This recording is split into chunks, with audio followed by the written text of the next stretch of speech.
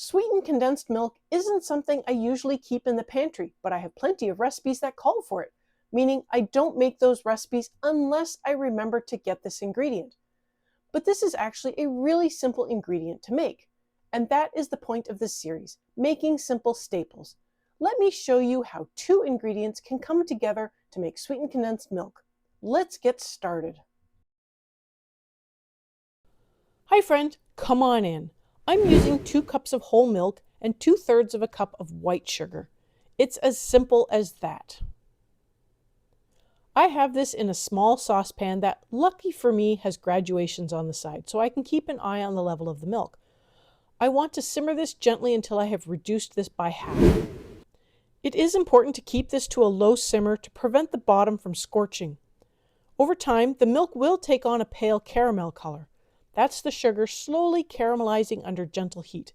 Keep an eye on it and stir it to keep it reducing without hot spots. If you want to track the reduction, here's a trick. Dip the back of a wooden spoon into the milk and mark the level with a rubber band. Each time you dip it in, you can see how far it's reduced without guessing.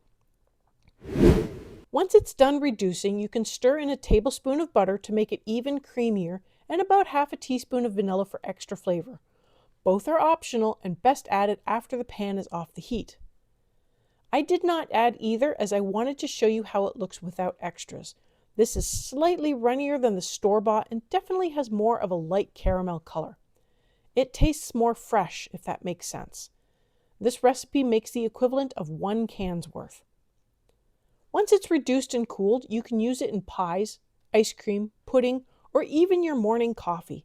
Store it in the fridge and use it just like the canned version. This will last in the fridge about 1 week, or put it in the freezer for longer storage. If you're into pantry cooking and making simple staples like this, subscribe so you don't miss what's next. I've got some no-bake desserts coming soon that use this exact staple. And thanks for hanging out with me.